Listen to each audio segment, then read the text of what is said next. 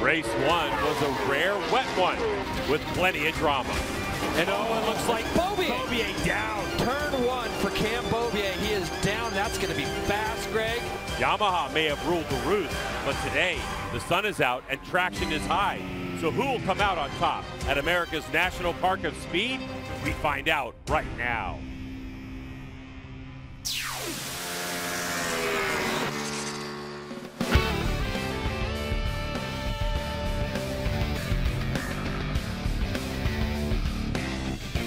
It's time for the MotoAmerica AMA FIM North American Road Race Championship, our 10th anniversary year.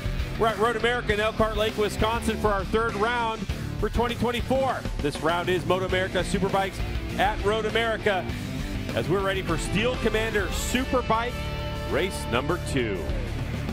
And what a different day we have, and we're excited about it. Welcome to the broadcast and welcome to the broadcast booth. I'm Greg White, standing alongside two-time national champ Jason Pridmore. Now, Jason, very unusual where we have a race where it's completely wet, you know, from stem to stern, but yesterday was very interesting in this class. Yeah, yesterday about noon, Greg, the skies opened up here at Road America, and it just threw all of our day up in the air. And the Superbike class yesterday was really entertaining to watch. A lot of wheel spinning in straight lines down there into Canada Corner, as you will see here in these videos. It was Cam Peterson who would take to the front with Cam Beaubier just behind, and Gagne also in the mix with Baz as well. We saw a couple mistakes. This one from Cam Beaubier down into turn number 6. Another one here from SDK going down into Canada Corner, actually after he had taken the lead of this race. And so was the two Yamaha boys out in front. Gagne would go past his teammate Cam Peterson, only to see Cam return the favor going in and through the last corner. These guys bump and grinded all the way up this front straightaway. Gagne later on saying he was laughing the whole time under his helmet, and you can see how close it was, Greg. Half a wheel length covered the two teammates, and again, it was an attack performance 1-2. And with the exit of Cameron Beaubier, here's the way the championship has been so far this season for 2 of the 3 race winners. You could see in Atlanta, they were tied. And then when we went to Barber, Cameron Beaubier took over lead 95-82. And with Cameron's exit, it's now 107 points to Jake Gagne and Cameron Beaubier with 95 points. Let's get right down to Hannah on the grid with more.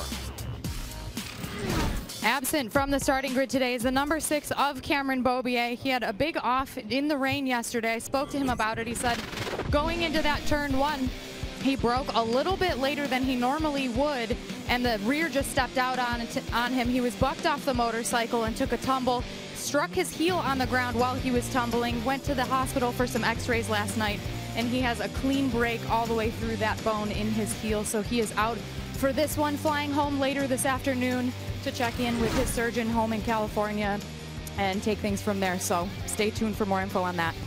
Yeah, and to give a little bit more information about that too, Jay, I was able to talk to Doc Bryan about it, and we talked about, I said, look, hypothetically, the possibility of Cameron Beaubier coming back, and he said, look, it's definitely not going to be in 2 weeks' time at Brainerd.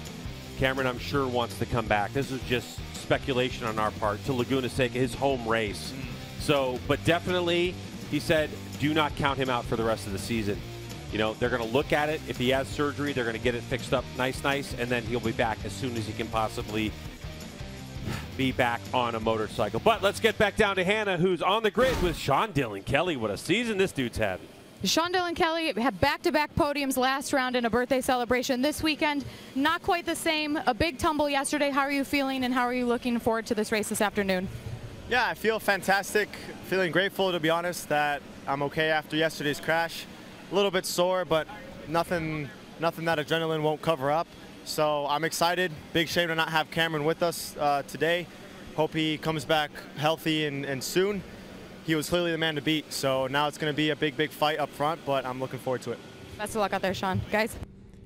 Yeah, and adrenaline can cover a lot of stuff, especially at this road course like Road America. 4 miles long, 6 left-handers, 8 right-handers. Plenty of opportunities to pass.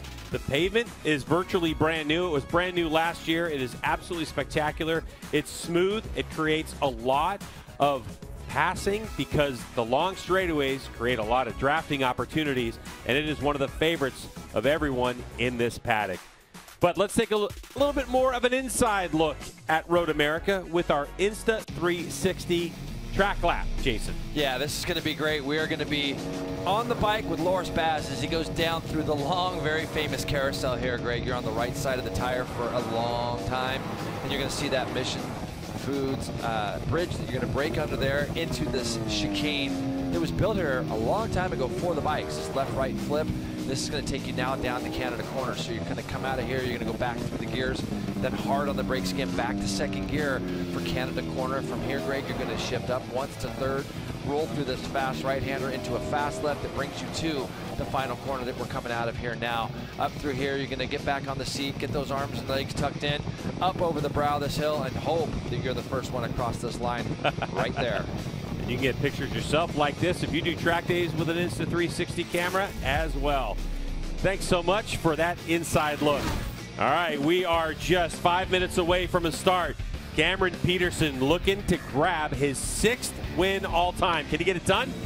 We'll find out in a moment.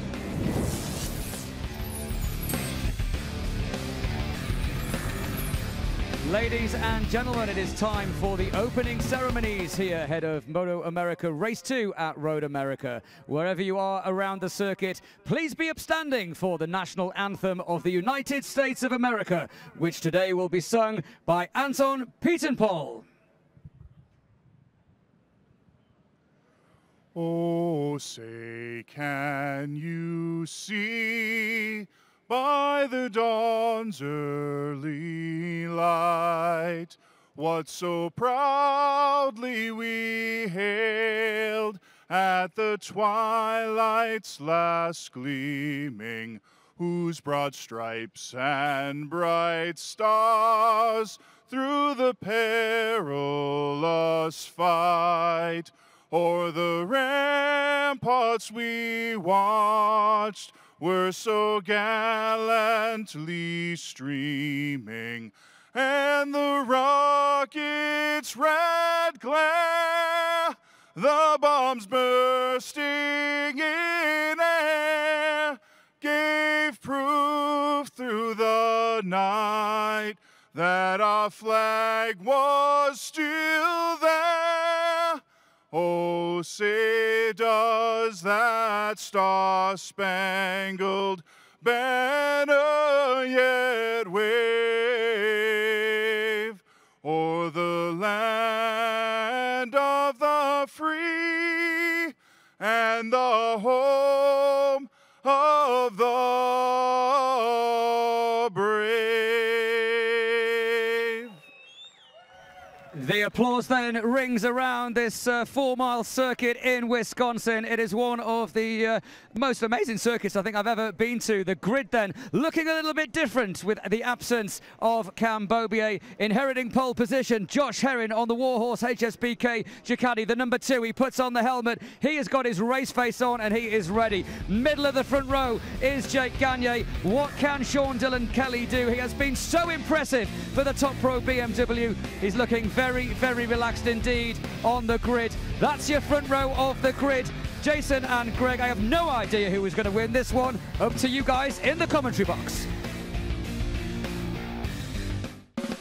Steel Commander Superbike coverage is brought to you by Steel Commander Corps, a leading steel building manufacturer offering expertise, innovation, and a dedication to quality.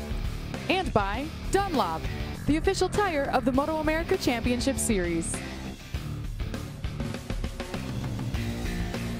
Here's a look at Josh Herrin. And Jason, you and I have talked earlier today about the possibility of what this Warhorse HSBK Racing Ducati can do. And with Cameron Beaubier out, it feels like that it's anyone's ball game for these kind of top 6 riders, doesn't it? Yeah, and I mean, look, the 45 right there has really impressed me this year. Cam Peterson, he's really stepped up his game. I mean, Gagne, I asked him a couple pertinent questions this morning, and he's like, Jay, I'm just going to keep doing what I've been doing. I'm just going to keep trying to go out and win these races, let the chips fall where they might. Cam Peterson right now, though, this year, Greg, you have to say he looks different. I mean, he just, everything about him so far this year looks different. JD Beach, another guy I had a good conversation with here a couple hours ago. He's a lot happier with his motorcycle, and Loris Baz, who we saw on the podium yesterday. Let's see if he can try to get something here in the dry.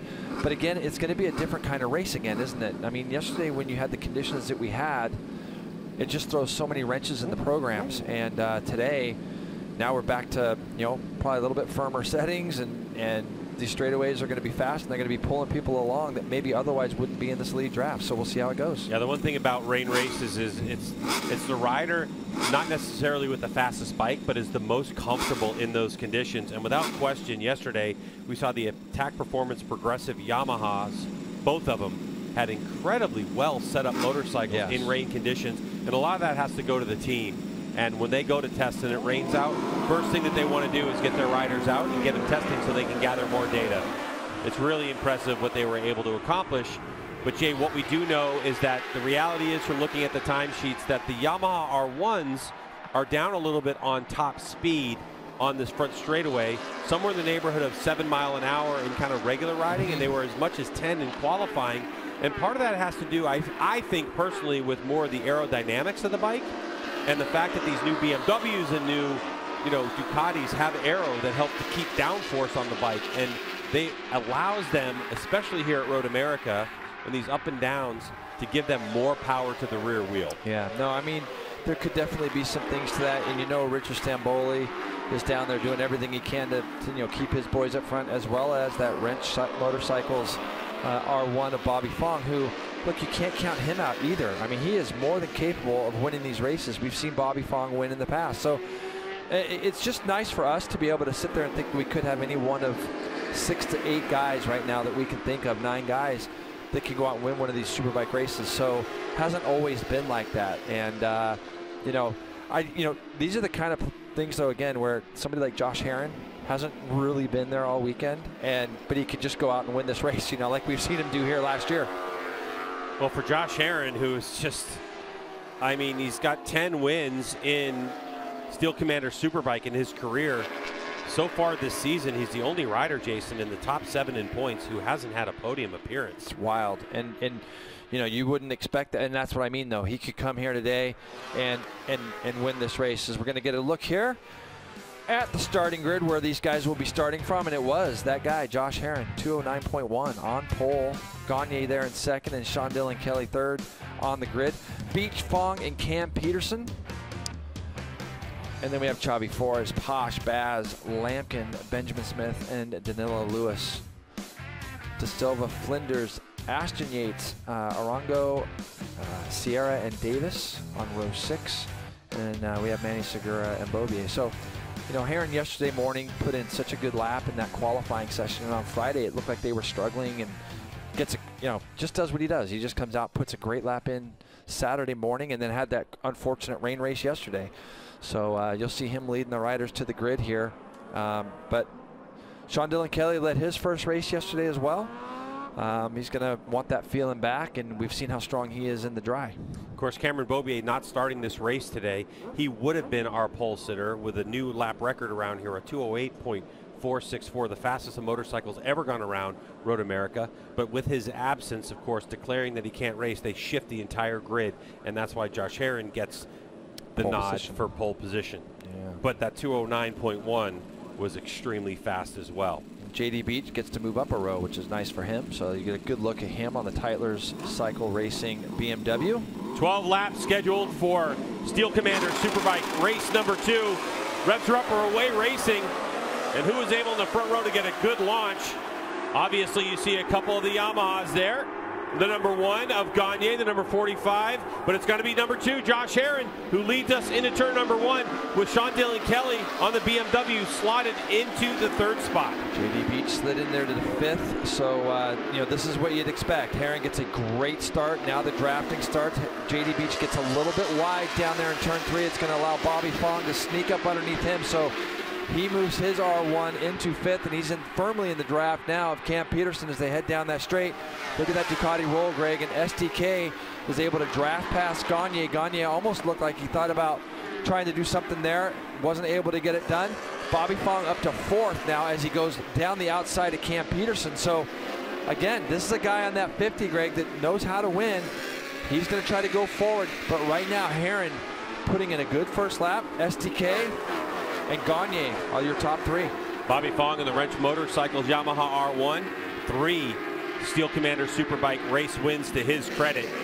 All the while, Josh Herrin trying to make a break early. And the one thing that Josh Herrin has in his back pocket is the speed of the Warhorse HSBK Racing Ducati Panigale V4R on these straightaways. So Herrin's trying to use his incredible ability and chassis handling of this V4R to get a couple of bike lengths, not giving anyone an opportunity to draft him by the time they get to the front straightaway. And he's just like, again, he's the guy putting the pace down on this opening lap, and he's doing a good job. As you can see, he's opened up some half a second over STK. And to your point, the Yamaha's just getting left behind just a little bit, as it looked like Bobby Fong thought about taking a shot at Gagne coming down into here, Canada corner here. I think it's only a matter of time before we see, you know, that 50 being another race winner this year that we're going to have in our Superbike class. So the 2 guys at front, they're the guys that kind of on what you would call, Greg, maybe a little bit the faster bikes. And now we're going to see what these guys have underneath them as Gagne gets on the gas awful early on that number 1. You saw that bike bucking around in protest there. And Bobby Fong, Cam Peterson back there in 5th. A little bit of wheelie out of Fong coming over that hill, and he lost just a little bit. And Josh Herrin deep into turn number 1, a 2:14.2 from a standing start is awfully fast, and the gap already 0.8 of a second to Sean Dillon Kelly, who did a 2:14.8. Gagne a 2:15.4. Yeah, and you also see JD Beach was able to get by Cam P also as they were going down into turn 1. So look a little bit further back. See the 95 there. He had a really rough barber. We'll talk about that here in a minute as Bobby Fong now takes a shot at Gagne down into 5. The 50 is going to make this pass. Can he get it slowed down? Look at the thing just chattering ever so slightly. Yeah, Bobby, I saw that. That's when you know the guy's pulling on the lever really, really hard, Greg. He was trying to get that bike slowed down. And the 50 moves through into 3rd. He's going to try now to go after STK. Talking to Bobby, he feels like he's got pretty good race pace. And so far here early, he's put himself in a very good spot. But that number 2 is worrisome when he gets out in front like this and is kind of rolling away. Back in the pack, Loris Baz goes 188.1 mile an hour at our speed trap, which is just past start-finish line. Jake Gagne 181, Herrin pushing his own RJ 184. So very competitive motorcycles here. And obviously with the Attack Progressive Yamaha team, they have definitely found a way to deliver a little bit more of that horsepower to the rear wheel on that Yamaha R1 for Gagne. And obviously Bobby Fong, no slouch either, as his team continues to work hard at getting this motorcycle developed. And I mentioned Nick Seiling working on the next generation swing arm for this Yamaha R1. But hey, who do you think is going to win this race? Well, betting is now available for MotoAmerica fans. Go to nxtbets.com/playma. For more information, visit MotoAmerica.com. Let's see now if Bobby Fong can stick in the draft of Sean Dillon Kelly as they come down this front straightaway. Herrin now is just checking out. So they're going to have to do something here in the next couple of laps. I realize that we're only on lap 3 starting here of 12, and you can see the BMW does indeed pull away from the 50, as well as JD Beach now goes past Gagne. Hannah? For Josh Herrin, when I asked him about how the bike was feeling under him this morning in that dry warm-up session, he said things were pretty good. He's pretty comfortable on the bike. When it comes to his mindset, he said he's actually pretty nervous. But not to worry, he said that's usually a sign of good things to come. On race days where he's really anxious and nervous ahead of the race, he usually performs better. That definitely can happen. I mean, without question. You get into a certain rhythm, and that's the thing. Like, oh, if I'm feeling this kind of anxious and I had a good result, that's going to be my key. Here comes Baz. Yeah, Baz is moving forward as he's gone by Cam Peterson also. And, you know, you talked about it earlier, Greg, 184.3 mile an hour for your leader, pushing his own win. Nobody in front of him. STK same, 185. Bobby Fong, 179. It's just very hard to make up those deficits when you have these big strength, these big straightaways. And you can see Xavi Flores now has pulled up to the back of Cam Peterson as well. Brandon Posh just off the back of these two. So you've got the two Suzuki's just right there on the back end of where they want to be. They want to get up in front with these guys. And Xavi had a good run going yesterday in the rain, didn't he? Until he, I think, about 3 laps to go, he slid off there in turn 6. Yeah, the Vision Wheel M4 Star Suzuki's continuing to develop that bike, and Xavi giving a lot of his input. He's got so much experience helping the team quite a bit. So Bobby pulls right up onto the back of STK again as they come out of that chicane. Josh Herrin now probably easily a couple seconds up the road, Greg, and the only reason I know that is because he's gone red on all of our splits except for the third one there. He just finally went back to the white. So the two first splits for Josh Herrin were both red, and with him being 7th in points right now, this would be a nice little points haul. 25 points would be a nice little haul for him, as you see Bobby Fong right in the flame of SDK as he went through that turn 13. So Bobby really handy through the twisty part of Road America, but this is where he kind of loses out, and now he's going to have to probably fend off JD Beach just back there on the second of the Tytler's cycle BMWs. You see the 95, he's going to draw up to the back of these two in front of him, so now we're going to have a three-way fight here in a minute for second place. 2:10.167, fastest lap of the race for Herrin. Off of those red splits Jason was talking about, and now that's netted him a 3.1 second lead over Sean Dillon Kelly, who is trying to fight off the advances of Fong. And Jason mentioned it, here comes JD Beach. And Jay, I mentioned JD Beach, he's been in a draft 188 miles an hour on the top end. Looks like we have Sierra down. Canada corner the 111. Okay. I got some Sierra. Okay. Yeah. He was up though. He was okay. So yeah, obviously we saw him doing that. And again, these two guys here, they're just a tick off, Greg. 2:11.4. I mean, 2:10.1. I know you have all the stats, so I'll let you get to that in a minute of where that might be as far as a race lap record goes. And you kind of wonder, you know, for Bobby, what he would have to really do, I think, is to get by SDK down in the turn 5 area if he could. Because all through here, it looks like he's got some pace. We'll see what he does when they get down here into the chicane. That would be the only other place I think Bobby might be able to take a shot. He's close enough this lap. Let's see if he pulls out and tries to get to the left side of SDK going into the chicane. He does. Oh boy. Whoa. Yeah, you can see it again, the chatter. He's pulling that lever on. All that is just a tiny bit more commitment. And I can tell you, he could have slid a piece of paper probably between those two guys there. And all Bobby needed to do is just show just a little tiny bit more commitment to try to make that pass, but it's close up there. You can see here, Greg, and he's given SDK a lot of room as far as you can see the space between the two bikes. So maybe if he can close that distance down a little bit and really assert himself as having that position, he could have made that work. So now he's going to be working hard again at trying to make that happen as they go down in here into the last corner. And it doesn't look like JD quite has the pace through the infield part of this track that the two in front of him have, but he's able to kind of just get a sniff of this double bike draft down the front straight. You haven't seen him just yet in the back of your screen, JD Beach, but he is there coming up over the crest of the hill. And Jay, you mentioned a 2:10.1 for Josh Herrin. Would it surprise you to know that the race lap record is a 2:09 flat in 2023 by Josh Herrin? Yeah, but the good thing for Josh right now is he's being able to read his lap board. He's going to see he's pulling away. And you can see what that little pass did for Bobby. Just dropped him back a little bit, and he's gonna have to just go after and take another shot. Baz now too, also Greg, looks like he's pulling up onto the back of Gagne. If you look in the back of your shot there, and Bobby Fong getting that thing backed in as they get down into turn 5, gets it stopped, runs out over those rumble strips. That was a bit of a mistake. And now we're looking at a trio of Super Sport champions.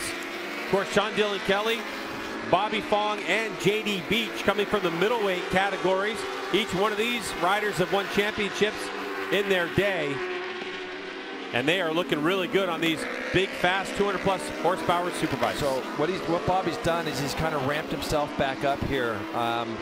Greg, he was a little bit far behind, closed up the gap in 5, closed up the gap in a couple of other spots. This time I don't think he's quite close enough. Although let's see, he's having another go possibly.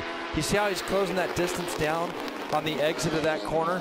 I think the next lap by, you might see him try that shot again at Sean Dillon Kelly. The hardest part for Bobby right now is when you don't have the outright speed and horsepower down the straightaway, it causes you to get on the gas a lot early, which then can absolutely wear out your rear tire a little bit more. If he was able to roll through these corners the way he wants to roll through them, he'd be able to take it a little bit easier on his tire, if you know. So this guy doesn't care though, does he? No, he certainly doesn't. A good look at Josh Herrin. Looking at his tire combination, it's the R7 compound for both front and rear. The R0 is the softest compound Dunlop brings to the track, and the R8 is the hardest compound that they make. And so R7, There were R5s, R7s, and R8s available. So Herron choosing the right combination. And Jay, you were talking about Bobby Fong and his tires. Well, he chose a softer front tire than Josh Herron in an R5, but the same compound R7. The difference is that Sean Dillon Kelly chose the one-step harder compound rear in the R8. Yeah. So being able to, you know, really hammer that tire, especially with the horsepower of the BMW. And you also think about what, to your point, Greg, he's got the softer front on there, and he's probably done some race runs, obviously, on that. As we have a bike, it's Cam Peterson. Man, Cam Peterson off to the left here. Bike smoking pretty bad, obviously. And you know, the thing is, going back to that Bobby Fong to close that off, when Bobby's on that softer front, where's he making up all his ground?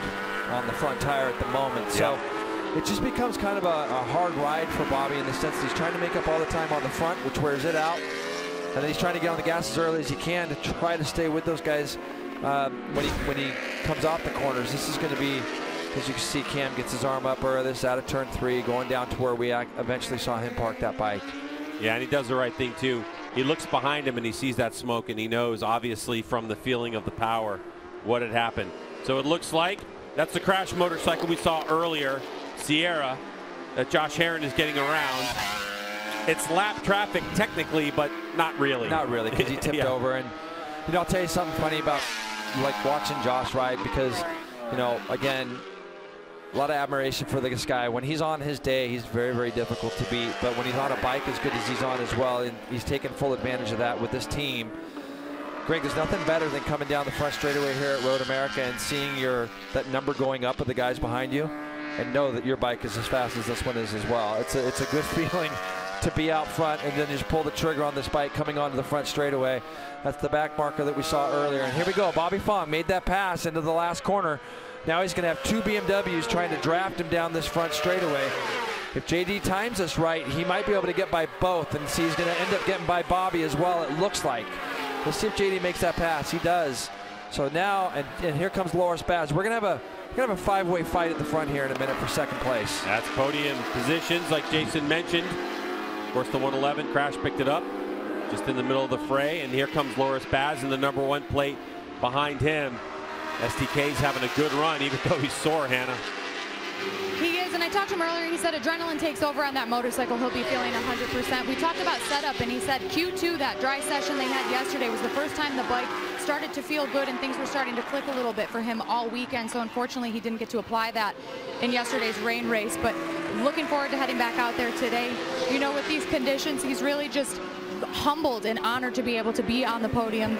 And he says he thinks he can be a consistent podium finisher for the remainder of the season, but he knows it's going to be a battle, especially given the bike isn't 100% where he wants it right now. Yeah, but this is really encouraging, isn't it, Hannah? I mean, you can see right now, and even his mood when I saw him earlier he was pretty happy with things. He got pretty beat up at Barber, Greg. He hurt in some places that we don't like to be hurt in, if you know what I mean. And he told me he had to rest a little bit, and you know, this is a really, really good ride from the 95. Let's see if Bobby tries to set him up, as he looks like he's trying to go down the inside. He's able to make that pass. For Bobby, I can tell you right now, it's a somewhat of a fun race, but it's a frustrating one as well, because now he knows he's fighting off 2 BMWs, and he's going to have a very fast Ducati trying to get in the mix back there. They've actually dropped Baz and Gagne a little bit on this lap. So, but yeah, for Bobby, he's just got to keep fighting. And for JD, he's in a good spot now that he's caught these guys. Let's talk a little bit more about the #40, Sean Dillon Kelly, Jay, because I had an opportunity to talk to Cameron Beaubier on Friday. And remember, Sean Dillon Kelly and Cameron Beaubier were teammates in Moto2 in the MotoGP World Championship. And Cameron had noted to me what a difficult time it was for Sean Dillon Kelly, those 2 years he spent there. And we talked about the short success he had. 2 years maybe in MotoAmerica in Supersport. Then he goes off and has 2 really difficult years. And to bounce back the way he is, Cameron really noted the mental fortitude that Sean Dillon Kelly has, and how it's been incredible to watch SDK bounce back from his time in Moto2, come into a class and ride a bike he's never been in before, and what he's been able to do so far this season is pretty incredible. And hey, anytime you impress Cameron Beaubier, it's an impressive job. But again, we've documented it in the past. It takes a tremendous team, and Top Pro has done that. They've put a great team and they were able to go out and acquire a guy that Sean has a lot of confidence in Jeremy Toy. So it doesn't really surprise me. I never really ever believed that you just lose it overnight. But I think for Sean to come here, be on a Superbike, be as comfortable as he is, learn the way he has. I mean, Greg, honestly, how many mistakes have we seen this young man make this year? Really none. Even yesterday, you almost can't even consider a mistake. It was, the conditions were so brutal. Let's see, he's bottoming out. Bobby couldn't quite get there, but you know, I almost don't even consider that a mistake yesterday. You look at the people that we had tip over in those conditions that were horrible. You know, he just rides consistent, does his thing, and you know, he's gonna continue. He's gonna win one of these races. I really do believe that this year, that we'll see the number 40 standing on the top step. Your championship points leader, Jake Gagne, in 6th place, having kind of just a pedestrian ride for him right now. And I talked to Richard Stamboli, of course, the team principal for the Attack Performance Progressive Yamaha team. De Silva, the 74. Got a problem, yeah. And what Stamboli was telling me was that they feel at the moment that they're trapped in this little like bad Friday situation. Okay. We saw it in MotoGP with Ducati and Pecco Bagnaia for years, right? And it's like, or for a time. And so Richard's like, we've got to kind of figure that out. We've got to have better, stronger Fridays, get up to speed quicker as a team so we can work on these issues that we have sooner and keep refining the bike. And again, that's the vision of a good team you're talking about, having good people around you, is that when they can take a micro view and the macro view of the team and work on improvements all through the season. We're watching the battle for second. Number 40, Sean Dylan Kelly, Top Pro Racing. That's a BMW M1000RR. Baz is back. We have Loris Baz also in the mix. We have Bobby Fong, number 50, on the Wrench Motorcycles Yamaha R1. You have JD Beach, the number 95, on the Tytler Cycle Racing machine. And here is teammate to the race leader, Josh Herron, who is out front on the Warhorse HSBK Racing Ducati. That's Loris Baz. In the first year, this team has gone 2 Superbike riders in the same season. And Loris knows who's out front, so he would love nothing more than to deliver Warhorse Ducati a 1-2 finish here at Road America. This is the lap I think that Bobby is going to definitely try something on SDK. You know, he looks, he was a lot closer coming out of turn 3 that last lap. And he didn't get passed by JD down the front straightaway, but Bobby has really got to try to take a shot either down here into turn 8, which I think would be the preferable spot for him if he was able to do it, because he could get through the carousel a lap by himself. But this, I think, could be the lap, Greg. He's close enough now down here. You can see how much more of a narrow line he's able to carve on that Yamaha as they tip into the carousel. And this time he's closer. He's got to just get a little bit closer to SDK as far as not being so far away from him when they break. And SDK, man, is strong. He's strong into those areas, so Bobby wasn't able to do it. The other thing, too, Jay, is I'm starting to see a little bit of rear tire spin from Bobby Fong's bike, a little bit more movement on acceleration because of that thing you were talking about. He's got to get on the gas earlier. Right now, Sean Dylan Kelly's bike looks so much more planted on acceleration, and that's going to be problematic as we move forward for the number 50. You look at your screen right now on the timing grade, you're going to see that Bobby went his fastest 2 first splits. So he's obviously ramping up and feeling a little bit more frantic right now with 4 to go, 3 to come by, 3 this next lap. And real quick, just do a shout out again to Herron. Greg, he's just cruising around in the 210 still. These guys are in the mid to high 11s, and this guy here, it just keeps ringing out 210s just over and over. Last lap by, not this one, but the lap before, he was only 2/10, 3/10 off of his best. So these guys now 2:11.2 for Sean Dylan Kelly, his fastest lap of the race. 2:11.1 for Loris Baz, his fastest lap of the race. So these guys are now starting to drop their times into the low 11s also. Baz looks like he wants to take a shot here at JD Beach. So see if that Ducati can try to draft that Tyler's BMW down to turn 5. This race is going to do wonders for the number 2 out front, Josh Herron, who hasn't had a great year and who's addicted to winning races for sure. It's going to put a smile on his face if he's able to bring this thing home in 2.5 laps. But our focus right now is this incredible battle for 2nd, 3rd, 4th, and 5th. And the podium is just up ahead of Loris Baz. Baz, who had an incredible season a couple years ago, 3 years ago already, in MotoAmerica with this team, the Warhorse HSBK Racing team. It did everything except win a race in that season, and he's still looking for one. So there is the tall Frenchman. And Jay had an opportunity to sit. He's going to make it there. Yeah, up the inside goes Fong. There's that narrow line again that I talked about before. He's able to get that bike in there a little tighter. And now we're going to be able to see if he can get through this chicane well enough and then through down into Canada corner 13-14. See what he's able to do here. And that would have been a bit of a surprise pass for SDK. He wouldn't have expected that one, you know, to happen right there. So Bobby now will have hammered down and all limbs tucked in down this straightaway in the hopes that he can keep SDK behind him before they get to the braking area in Canada corner, which it looks like he's successfully done. Now he's going to have a really good out of here, out of Canada corner. This next left, Greg, is tricky. And again, if you have a really good, well-handling motorcycle, you can pull some distance. And you can see he's done that. He's pulled that distance. And let's see what happens here at the end of this straightaway. He's got probably, what would you say, Greg, probably 15 bike lengths, 10 bike lengths? It's really a good gap for Bobby Fong. What an incredible ride we are seeing from Fong. The gap is definitely going to close by the time we get to turn number 1, but the question is it going to be enough? SDK on the brakes are side by side. Fong's going to hold him off. So now the possibility is, with the corner speed that Fong's been able to carry, how much gap is he going to build until we get to that long straightaway again? But what this will also do, if he can get out of here clean, even if he gets drafted late down this straightaway, he'll be able to get close enough to SDK under braking in turn 5. Watch, Bobby's going to move all the way over to the left. He's going to make those guys go the long way around, and he's going to want to, this is exactly what he needed to do. He needed to leave down into turn 5 for a lap. So Bobby's played this really, really well. Now we'll see if he can get that Wrench Motorcycles R1 to handle as good as it can through all this next part of the racetrack until they get down to Canada corner again. I think he'll have a much bigger gap than he did the last time. Yeah, without question. And you can tell by his body English that Fong is trying to put the hammer down as much as he possibly can. He goes through sector 1 at a 30.9 SDK, a little bit quicker, but there goes Fong in sector 2, Jay. Yep. He just goes fastest sector of his race so far, a 31.080. And this is where Fong has shined, through the carousel and into the chicane. And he is building that lead in second place with every twist of the throttle. And honestly, that bike looks so good. He's able to get the bike backed in, but the bike is also being able to get turned. So that's a good sign for him. He's going to have the white flag when he comes by this next lap, and you can see he's opened this gap. Now that gap should get bigger if he can clean it through the here again. And you can see he's opened up his line a little bit more on the entry to Canada corner than he did the lap prior.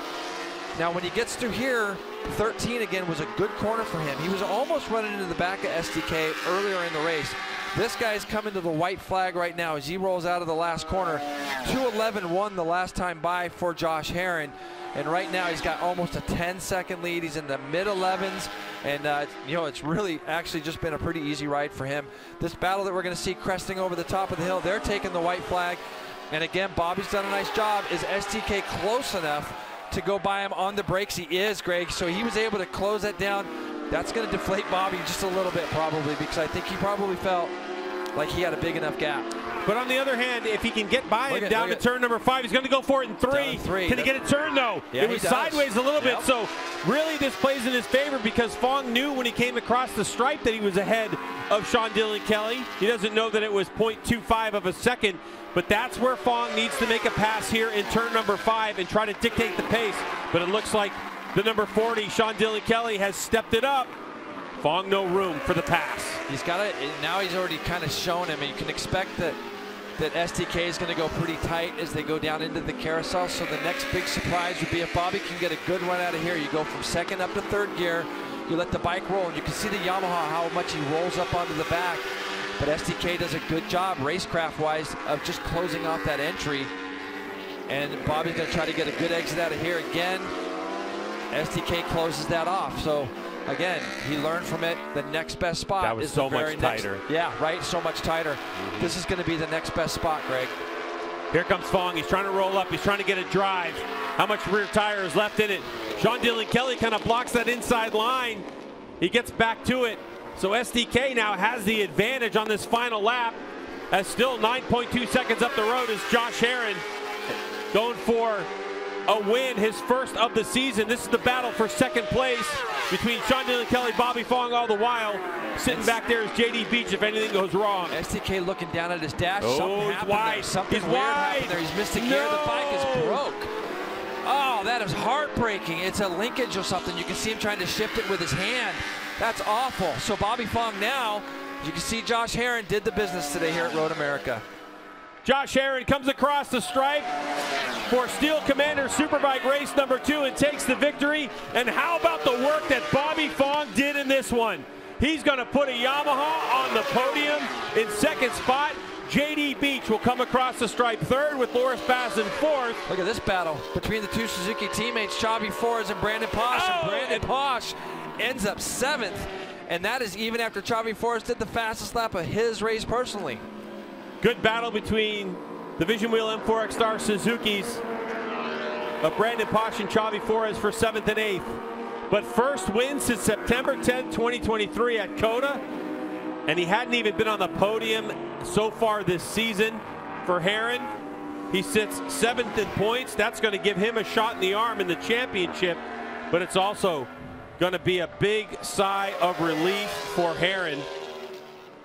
And that's what we said, though, at the beginning of the race when you were talking about it. I'm like, it wouldn't surprise you, would it, to see what he just did there happen today. So sorry, he was on the podium at Barber, J, race number 1. He was third, was Herron.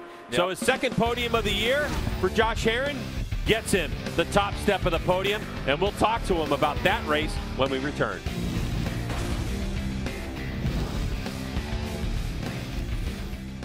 Continuing coverage here on MotoAmerica Live Plus as you watch now as Josh Herron goes around the track on his cool-down lap to celebrate. Roger, that was a tremendous race for him. Yeah, that was a really good race. That was a beatdown. I mean, he just absolutely demolished the 9 seconds at the end, and it was the consistency. I mean, every lap, his best lap was the 2:10.1. And all the way through till the last couple laps, he was just a couple tenths off his best lap. And, Josh is really good here. And we've talked a lot this weekend, and we've both said we expected him to be really strong. He was one of the guys I thought was the favorite coming in just because of the success that Josh has had here. He's won on the Suzuki. He won on the Ducati. And even a couple years ago on the Yamaha, he was really fast and almost won some races on it. So Josh is definitely really good here, and he's a heck of a rider as well, and this is what I think he needs to kind of get his season going. And, kind of won. Last year he had somebody breathing down his neck the whole race. Today he was able to pull up. I mean, he was about a second a lap quicker, a little over than the guys behind him. So great job by Josh, great job by that team.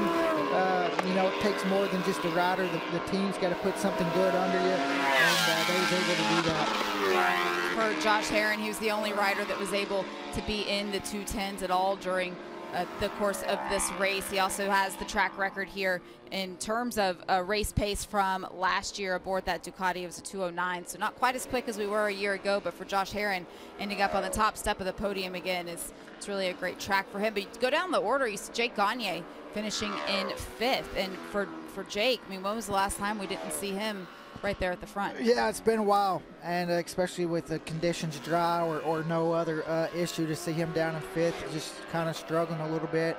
Sean Dillon Kelly, heartbreak for him, did a really great race. Luckily, he was still able to milk it around to get 6th. But Bobby Fong, I mean, he was riding the wheels off that wrench Yamaha, down on power.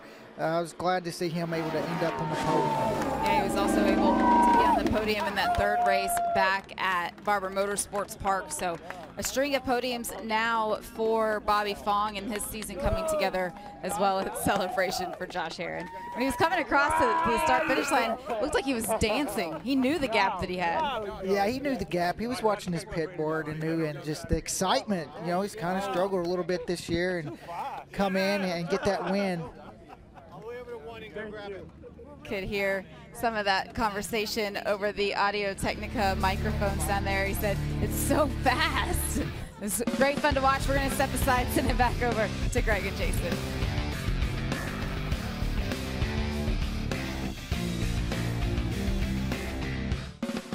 Steel Commander Superbike coverage is brought to you by Steel Commander Corps.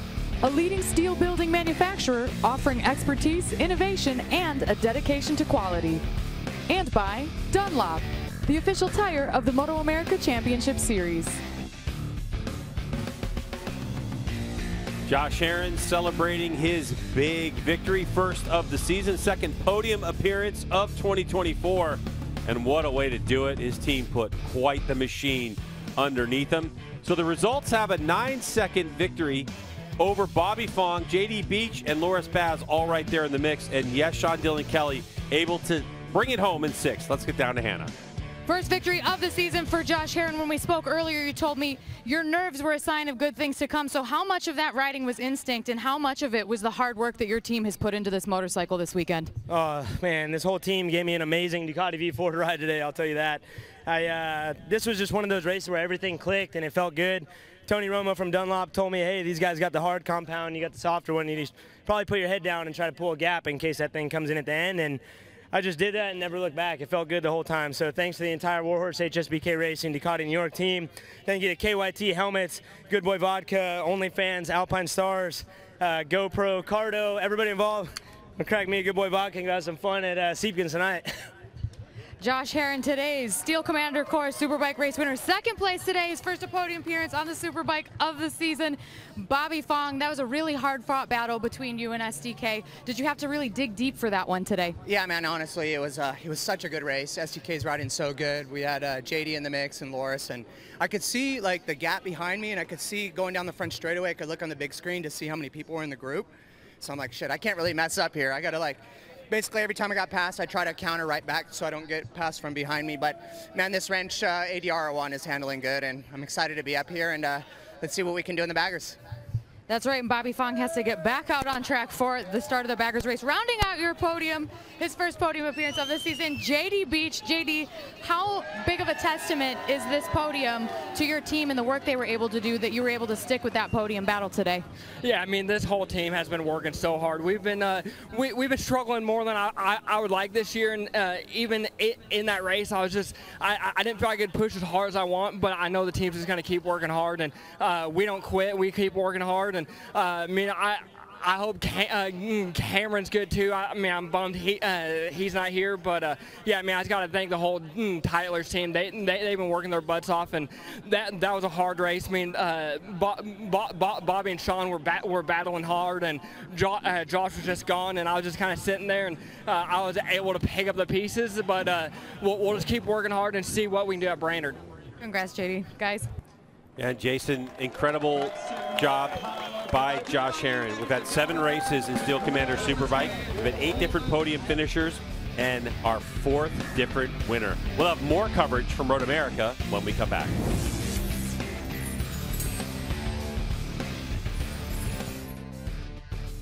The podium celebration will now continue as the riders have all completed those interviews with Hannah Lopa. They can all get lined up and ready to go up to the podium area to collect some hardware and the trophies for today's efforts. And I love JD's comment there about this was a tough race. And we knew it was going to be a fight, Roger, with the conditions being so different than yesterday. And I think he said it best. It was tough. And for JD, this is a great ride for him. He struggled. He mentioned it there. He struggled more this year than they would like, and they've been off a little bit and really closed that gap as the weekend went on. He's been really good here Friday, Saturday, and just slowly getting closer to the front. And sometimes you just need that one good race or one good session or just something to go right, and it seemed like JD had that Friday morning when he was toward the top and was able to get the momentum going from there. And now being able to get on the podium might be something can jumpstart the rest of the season now, and now hopefully be in that podium battle as we move forward.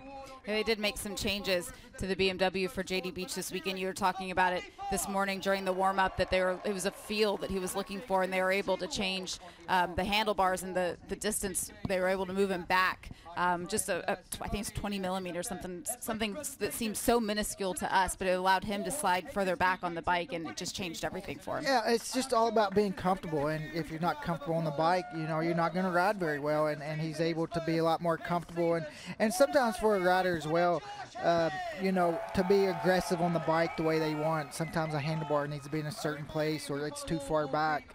Some guys will put something on the seat to make them hang back a little bit. You know, there's just all these different little things. It's a lot more than just sitting on the bike and getting going out there and going racing. That's why I always mention how hard it is for guys to jump in mid-season because getting comfortable is tough. As you watch this podium celebration continue, you may have noticed there Bobby Fong not up on the podium to collect his own trophy. You saw a representative there from Wrench Racing, and reason being is the Mission King of the Baggers Championship race number 2 is coming up just after this, and Bobby's racing in both categories. So again, just like back at Road Atlanta, he doesn't get to go up and celebrate. At least he got to do the interview this time, so he got to do something. But yeah, I bet, you know, I think Bobby will take it. Unfortunately, he misses the podium, but I think he'd rather be up there. But for Bobby having to hurry up, and just think about what Bobby has to go through right now, just finishing a Superbike race, and he has to change right away and get ready for the bagger. See some selfies happening down here. It's Josh Herron celebrating with his wife Rachel and the whole team from Ducati. It was a great weekend for him. They had a lot of speed and he was able to execute. And how many Superbike wins has that guy got, Rado Ferracci? I mean, just what he's did to that Ducati program. See him, it's great to see him down there with Josh, and it's a good guy to have in your corner. He's won at every level there is, and it's great having him back in the paddock. Yeah, speed by Ferracci. He's always smiling whenever you go down to the Ducati areas. Always has a little joke or story to tell you. Everybody go up and take some photos now. The VIP experience, you can purchase VIP tickets at each of the rounds and go and celebrate at the podium with the winners. We're going to go back to Greg and Jason for more.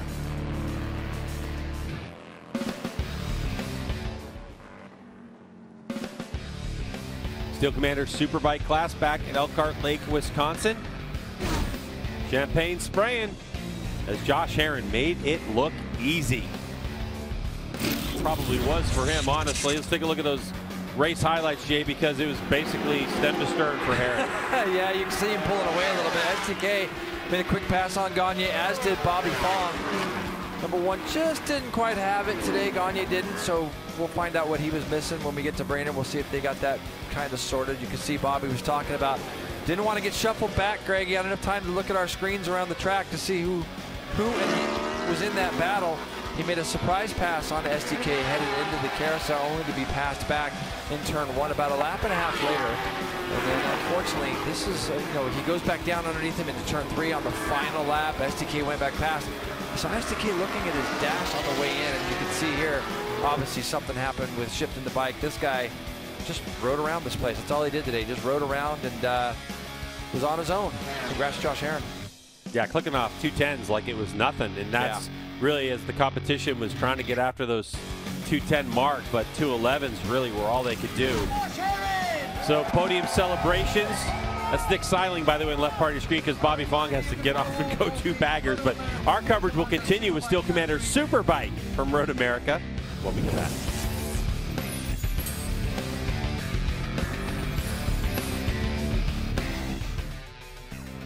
Back here live at Road America for the next race of the afternoon. This one will be the Mission King of the Baggers. You see the grid getting set right now for that race. Kyle Wyman, our pole sitter for the race today aboard the new black Harley Davidson, and his teammate James Rispoli will line up in 5th. I'm going to go ahead and sit it down trackside to Michael Hill, who is down there waiting for all of the riders patiently. Michael? Yeah, the grid is actually forming up. We're just going to move to the side here as Tyler O'Hara just makes his way down here. Don't these bikes sound amazing? They really, really do. We spoke to Tyler a little bit earlier. I want to come and have a quick word down here, if we can, with James Rispoli, but it looks as though he is, well, it looks like he's off for a little toilet break, so we'll avoid that and we'll go a different way. Let's try and see if we can get a word with Hayden Gillam. Hayden, of course, the defending champion in Mission King of the Baggers, and it's been a mixed weekend for him. He's had some issues on the Superbike, of course, but he's looking pretty focused down here. He's just talking to the team. I'm trying to see what he's saying. Just maybe a couple of little changes. He's a little bit of concern down here, but he's going to take off the gloves. I'll just give him a second to see whether he is going to talk to us. Hayden, are we good for a quick word? Yeah, he says, yeah, we'll just let him take off the helmet. And Hayden, it's good to see you out here after an up and down weekend. How are you feeling ahead of this one? Not a whole lot of ups. Yeah, I do. Yeah, I do too. Yeah, not a whole lot of ups for us right now. It's been It's been a uphill battle. It's just one thing after another, and then me crashing and really wadding the bike up like I did. Kind of really compounded a lot of things. So it's, yeah, I'm ready to see how this goes. We're back to Old Faithful here, so we're gonna see what she's got and go out there and just try and hang on with these boys. I know it's gonna be a tall order right now, but yeah, I feel good physically. It might take a lap or two for me to get my knee down because it's a little sore, but yeah, just hoping to have a smile whenever I come off the track here in a little bit. It's a beautiful smile. It's a beautiful smile. Keep smiling. I've got to tell you, ladies, since you can't feel it, I'm standing here. Man, this is like I'm standing inside an oven. The heat this thing is kicking off. It's unbelievable. It is so, so warm. I don't think I've ever felt like this since I was sunbathing in Qatar before the MotoGP. That is warm. That engine is warm, but yeah, let's have a quick look. There is James Rispoli. Good to see him out on the grid after yesterday. All good, James? Yeah, gives us, yeah, good. All good, he says. Max Flinders down here as well. There is Rocco Landers. Also, we've seen him on the grid earlier today, the winner of the Twins race. Very late to the grid, very, very late to the grid is Kyle Wyman, and he is definitely going to be in the mix down here, as is Troy Herfoss, who you can probably just see alongside him, Tyler O'Hara on the grid as well. We're getting ready, of course, for Mission King of the Baggers. We've just seen a cracking Superbike race. Jason Pridmore and, of course, Greg White. That was an absolute cracker, wasn't it?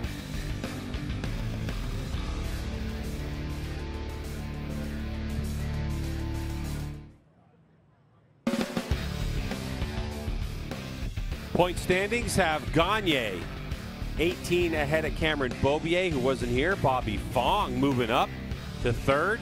And how about Josh Aaron? He pole vaults himself up to 6th place. Well, that was some race. Congratulations to Josh Aaron. Wow. He just took off like a shot. But we'll be back to do this again in less than 2 weeks' time from Brainerd International Raceway. We certainly hope to see you there for Steel Commander Superbike race action. For Hannah Lopa, Jason Pridmore, I'm Greg White. Thanks so much for checking us out from MotoAmerica in Elkhart Lake, Wisconsin. It certainly was a fun one.